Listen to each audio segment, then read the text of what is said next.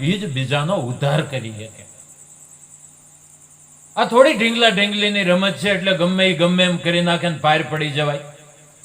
આ તો આજ ગુરુ કર્યા ને બીજે દી એને શિવાજી પાય લ્યો ગુરુ મહારાજ, એક તમે પીવો ને એક હું પીવું. આવા નાટક દુનિયામાં જાજા ભજવાય. હું ગુરુની રેણી, હું ગુરુની મર્યાદા, એ કાંઈ નહીં. ગુરુની રેણી અગમ પારા, તાઘર ઉગ્યા સૂર, પડી જાય બુંદ જો ગુરુના ચરણમાં તો પછી થાય હવા કરોડનું મૂળ. ગુરુની મર્યાદા છે, ગુરુની રેણી છે. એ રેણીમાં જે રહી ગયા ન્યા ઉગાડ થયો. વાતુમાં વધ્યા ને ન્યા કોઈ દી ઉગાડ થયો જ નથી. જરીક જાણી લીધું અંદરથી અભિમાન આવી ગયું, હવે બધી ખબર પડી ગઈ છે, ન્યા વાત પૂરી થઈ ગઈ. કારણ કે જાણ્યા જેવી વસ્તુ હાવ અજાણ્યમાં પાનવાય, પણ અધૂરી આને ન કહેવાય. ગુપ્ત રસનો ખેલ છે, અટપટો આટી મેલે ને એને સમજાય. આમાં આટી તો મુકાય એમ નથી. આટી મુકાય એ તો સત્સંગમાં વાતો થાય, બોલે અને બોલવા દઈ. આપણે રામ ભજનમાં રહી, સવારે કોઈક વાતો કરતા કરતા નીકળે પાછલી બારી ખોલે, એમ ભરવાડ હોય જેવી ના હોય એવી ના. તમારે બહુ ન ઓલું કરો. આટી મુકાય? આટી મૂકવી બહુ અઘરી છે. આટી મુકાઈ જાય તો કામ થઈ જાય. સંતોને આ આટીયું મુકાઈ ગઈ. એના વિશે જગતે માછલા નથી ધોયા, જગતે કરવામાં કાંઈ બાકી નહોતી રાખી, પણ એને આટી મુકાઈ ગઈ.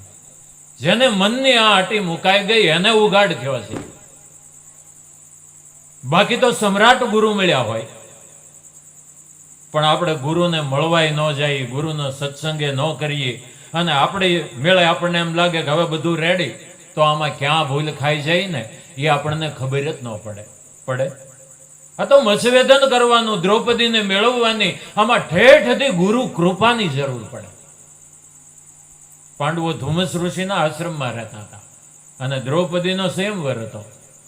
એટલે કેણ આવ્યું એટલે ધુમ્મસ ઋષિ કે મારે તો જવું. પાંડવો કે અમને લઈ જાઓ ને. એ કે તમને ન લઈ જવાય ને.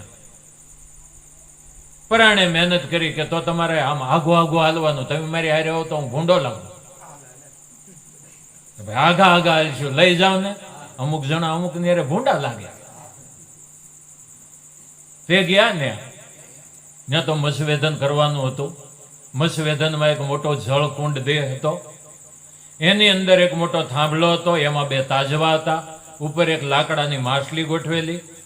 એ ઉપર ફરે, નીચે જોવાનું અને માછલું વીંધવાનું. આ જે વીંધે એને દ્રૌપદી મળે, આવી કથા છે ને.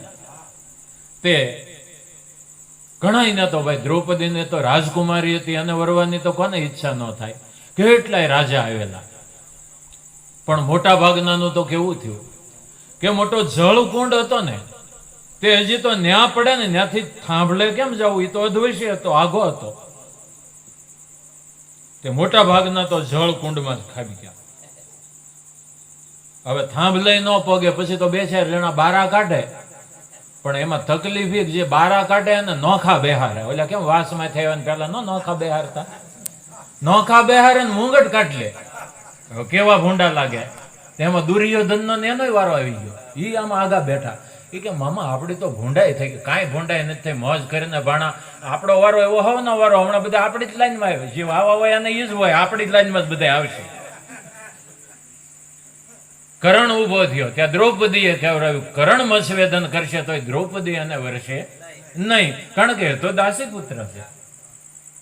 હવે કોઈ તૈયાર ન થયું, ત્યારે પછી દ્રુપદ રાજાને એમ થયું મારી કન્યા કુંવારી રહેશે. આ તો ભારે ખરી. મને જો આવી ખબર હોત કે કોઈ ક્ષત્રિય નથી, તો આવી રીતે હું કઈ વર્ત ઓલું શરત જ ન રાખત. કૃષ્ણ ભગવાનને કે હવે મારે શું કરવું? કૃષ્ણ ભગવાન કે એવું ન હોય, આમાં કોઈ ક્ષત્રિય તો હોય, પણ આમાં ગુપ્તપણે બેઠા. કઈ બધા થોડા આમ મારી ઘડી હોશિયારી કરે. આમાં ઘણા સાના બેઠા હોય, જોઈએ શું થાય સાંભળીએ એમ હોય. જાહેર ન થાય ને તો આપણે જેવા કરે જાહેર થાય. તે કૃષ્ણ ભગવાન કે તમે એક કામ કરો, આંટો મારો અને એવું કહેતા કહેતા નીકળો કે મારે જાત ભાતનું કામ નહીં. ક્ષત્રિય જોઈએ આપ, જાત છુપાવીને બેહે અને બ્રહ્મ હત્યાનું પાપ. આમ કહેતા કહેતા નહીં હેરો. એટલે ક્ષત્રિય છે હમણાં ગાંડી ઉપર હાથ જાય. ક્યાં જાય? જાલ્યા રે, જાલ્યા ન રે. ઓલો રાવળ કેમ આમ ડાકલું વગાડે, ભૂવો હોય તરત ખાબકે ને. કેટલીક ઘડીક સાનું રહેવાય. એ આવળ બોલે તે એને આમ કાંક થવા માંડે કે મારી જ બોલાય છે. તે તરત નીકળ્યા દ્રુપદ રાજા તો કહેતા કે રૂપ રંગનું કામ નહીં, ક્ષત્રિય જોઈ આપ જાત છુપાવીને બેહે એને બ્રહ્મ હત્યાનું પાપ. ને આ બાજુ કૃષ્ણ નીકળ્યા, જે બેઠા હોય એને કહે કે માતા કુંતાના 5 પાંડવ એમાંથી એક દેખાડું તો. કે ભાઈ એ તો અત્યારે ક્યાંથી હોય, એ તો લાક્ષાગ્રહમાં બળી ગયા. કે પણ દેખાડું તો, એ કે તો અત્યારે તેના જેટલા શ્રાવણ મહિનો નાયો એ બધું પુણ્ય ને લ્યો.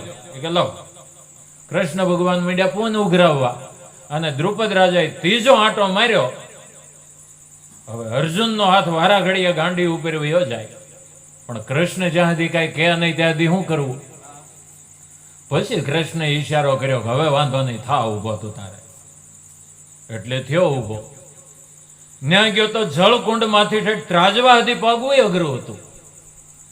તે કૃષ્ણએ નજર કરીને આ ખાબી ગયો ને બરાબર સીધો જે આમ બારો નીકળ્યો ત્યાં થાંભલાએ જડી ગયો. તાજવું તો હાથમાં આવી ગયું, પણ હવે તાજવા તો આમ થતા હોય ને, એક પલ્લામાં પગ મૂકે ધૂંધા માથે જ જાય. તાજવા તો હરખા રહેતો પગ રહે ને.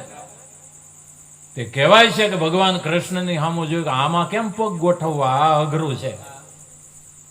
તે ભગવાને કહે છે કે એક પલ્લાની અંદર 14 બ્રહ્માંડનો ભાર મૂક્યો, અને અર્જુનને કીધું હવે ચડી જાય, પલ્લું હલશે.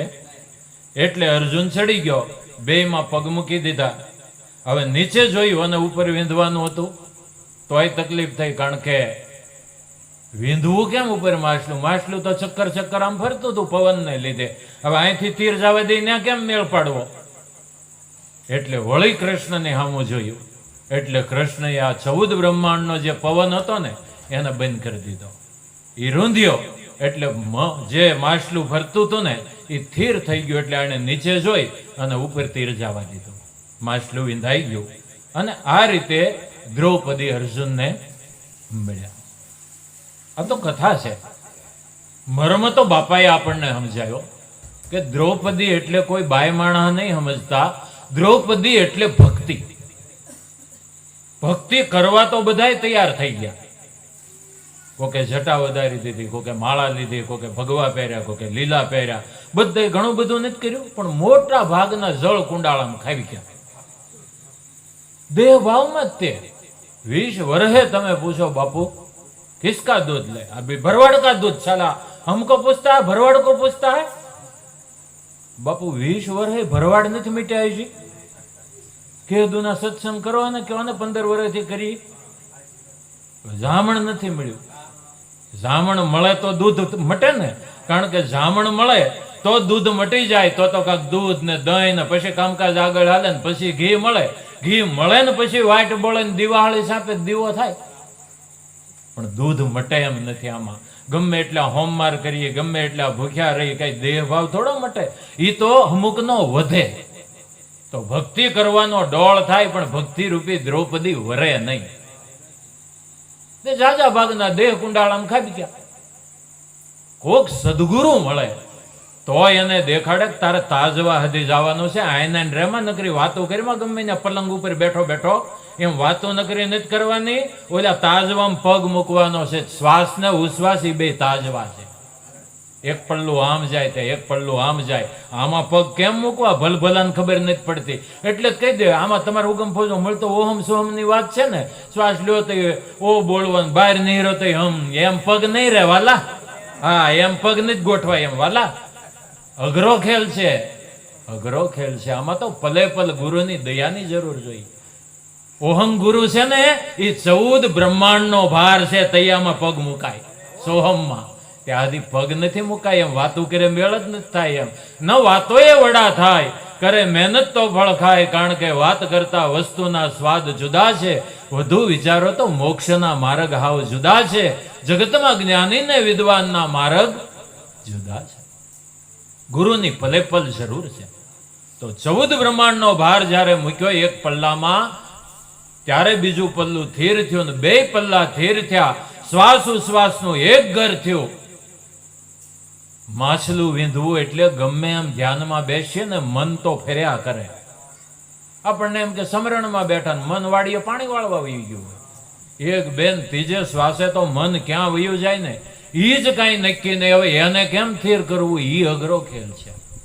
એ ગુરુની કૃપા હોય તો મેળ આવે. તો 14 બ્રહ્માંડનો પવન રૂંધ્યો એટલે સદગુરુએ વિજ્ઞાન ગોતીને કીધું છે કે મન રાખો પ્રાણ જીવનમાં. પવન સ્થિર થાય એટલે મન આપોઆપ સ્થિર થાય. અને મન સ્થિર થયું એટલે મન વિંધાઈ ગયું, અને મન વિંધાઈ ગયું પ્રાણ નિયમમાં આવી ગયો એટલે તમારું કામ થઈ ગયું. પહેલી કટારીએ પરીક્ષા પડી, બીજીના વાગ્યા બાણ, ત્રીજી 3 ભુવનમાં રમી ગઈ, ચોથીએ વિંધાણા પ્રાણ. પ્રાણ વિંધાણાને પ્રીત બંધાણી મને દેખાડ્યો 10મો દ્વાર.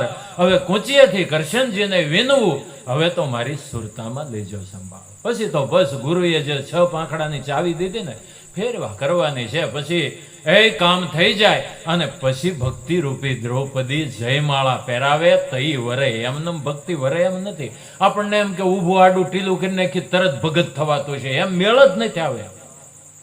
એમ મેળ જ નથી આવે. એમ બહુ અઘરો વિષય છે.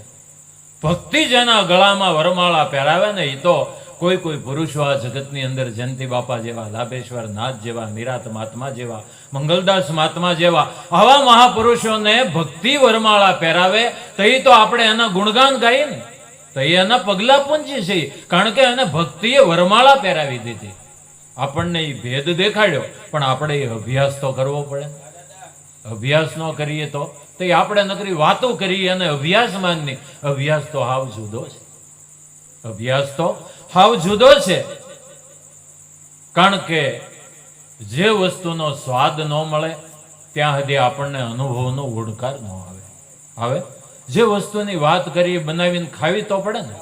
ખાધા વગર કોઈ દી મેળ આવતો હોય છે? એટલે આપણે નકર એવું કરી નાખીએ કે હવે ભાઈ આપણે કોઈને છે ને બૈરાવું બહુ થાક્યું છે, રાંધવાથી કંટાળ્યું છે, જોકે ગેસના ચૂલા આવ્યા તોય કંટાળ્યું છે.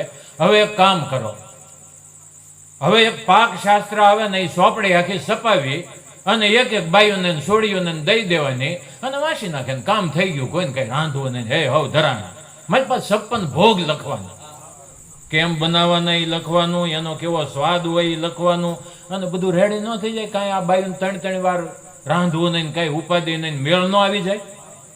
કે સોપડી વાંચે મેળ આવે કે રાંધીને ખાવું પડે? તો આમાં કેમ રામાયણની વાતો કરીને મીડિયા કેવા મેળ આવી ગયો, ગીતાની વાતો કરીને કેવા મીડિયા મેળ આવી ગયો? એમાં વાનગીની રીત બતાવી, એ ધ્યાન કરવી પડે. એનું જ્ઞાન થઈ કે મેળ ન આવી જાય. કોઈ આપણને એમ કે મને તો એવી બસ હાંકતા આવડે, એવી મોટર હાંકતા આવડે ને, મને ક્યારે કયો ગેર પાડવો, કેમ કરવું, આપણે પાવરફુલ એવી હાંકી જાણીએ. હશે તમને સારું જ્ઞાન થઈ ગયું, પણ ધ્યાન ન રાખે તો રોડ ઉપર આપણે કઈ જરૂર, જ્ઞાન જ એટલું બધું છે ને. આંખ્યું વિસીને જવા દે તો ભટકાય ને. આમાં એવું છે, ખબર વિનાની વાતો કરવા માંડી ને ક્યાંક ભટકાય, હા ક્યાંક અથડામણ થઈ જાય. સંતો બોલે ને એ જોઈને બોલે છે. તે ધ્યાનની જરૂર છે. ધ્યાન વગરના જ્ઞાનની કાંઈ કિંમત નથી. ધ્યાન આવડી જાય ને એટલે જ્ઞાન ન આવડે તો કાંઈ નહીં. ધ્યાન કરતા આવડી જાય એટલે બધું આવડી ગયું. તો ઠેઠ સુધી ગુરુની રખેવાળીની જરૂર પડે ને. કદાચ ધ્યાન આપમેળે આદરી દે ને તોય ગુરુની જરૂર પડે. ધ્યાન આપમેળે આવડી જાય તોય ગુરુની તો ઠેઠ સુધી જરૂર પડે.